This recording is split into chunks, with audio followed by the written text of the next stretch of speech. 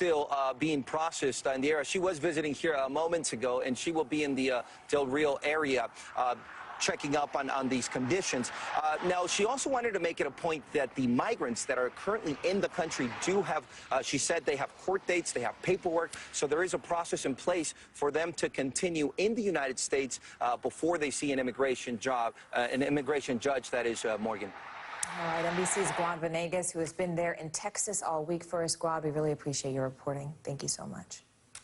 And leaders of 39 civil and human rights groups have joined forces to call on President Biden to end inhumane treatment of refugees. In a letter addressed to the president, they say in part, your administration has violated asylum rights and refugee laws enacted by Congress and embraced policies that inflict cruelty on Black, brown, and indigenous immigrant communities. Now, one of the authors of that letter is Judith Browne Dianis, the executive director of the Advancement Project. Judith, I want to thank you so much for being with us this afternoon, because among the policies you oppose, one of them is local law enforcement actually getting entangled with policing refugees. And by now, we've all seen images like the ones on the screen right now. And President Biden and Secretary Mayorkas have both condemned this treatment. But in your letter, you say the inhumanity really goes far beyond this. And you said that after, quote, admitting that Haiti was indeed a place too dangerous for these immigrants to return to, we would have expected a dramatically different approach to this crisis. So, Judith, what were your expectations, and what do you think should have been done?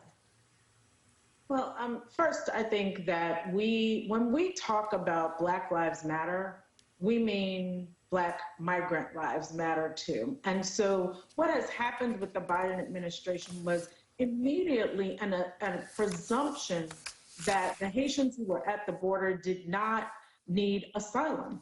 Meanwhile, they had just months ago said that conditions in Haiti were too bad, and in fact that they needed to extend TPS, right? But since then, they had another earthquake and their president was assassinated. And so what we're saying is, number one, give them the asylum process. Number two, and stop the deportations.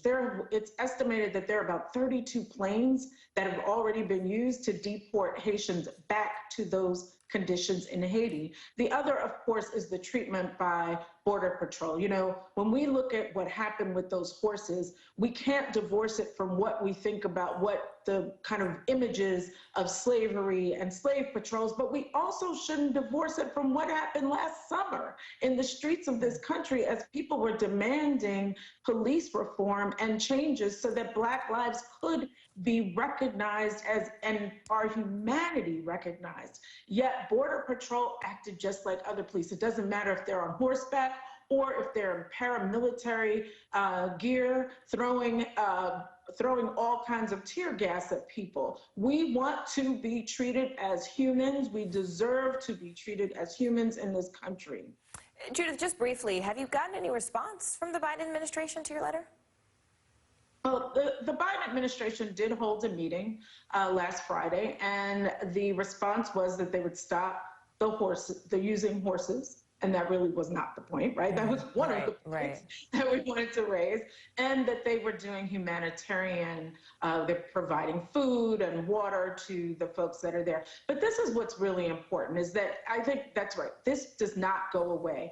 Just because you disappeared the people under the bridge by deporting them, by sending some of them into detention centers, some of them have been released and are awaiting asylum proceedings.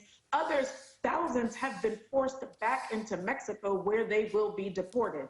And so just because you disappeared those Haitians doesn't mean that you have treated them properly. Judith, I want to go back to that point, because you also say the treatment of the refugees is a direct violation of the executive order that was signed by Biden in January that says the federal government should pursue a comprehensive approach to advancing equity of all, including people of color and others who have been historically underserved. Judith, look, I was reporting on this crisis just this past week, and we went to Texas, and we also crossed the border to Mexico. And the people there said some interesting things. They said, one, the experts who were on the ground, who were doing the work to help the Haitian migrants, said, when you're Black, you have to wait in camps like these. When you're white and a migrant, then you're allowed to be in the U.S. while you wait, or be in a safe place while you wait. And then some of the migrants we spoke to on the ground who are from Haiti said that they've had trouble even while waiting in Mexico because of racism. People who won't, for example, rent them apartments so they can't actually leave those tenement camps. And the reality of it is, you and I both know that people fleeing Haiti have been treated differently since the 70s. They've been classified as economic refugees instead of political. And that allows the U.S. to really fast-track them out. Can you explain how meaningful that distinction is and what you think the government needs to do to make sure that they are given the same due process? Well, you've made the point that if we're going to talk about racial equity, and the president set up an office on racial equity, it has to go throughout the government, including immigration. And that means that we can't set up a racist system of immigration and a racist pathway to citizenship that does not include Black immigrants, because we're actually not just talking about Haitians. We're talking about all the countries that Trump targeted, remember, when he was president, all those S-hole countries, right? And the way in which Black immigrants have to come through is a very different process. And they're not given the pathway to citizenship because this country is looking for so-called model immigrants. And so we have to stop.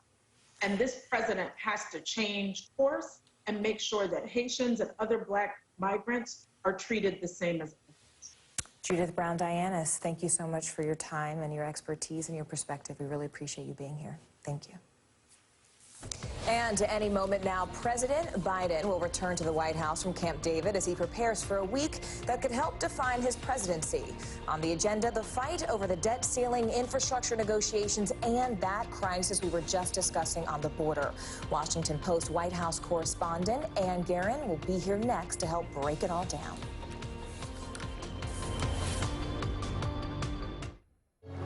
The best things America makes are the things America makes out here.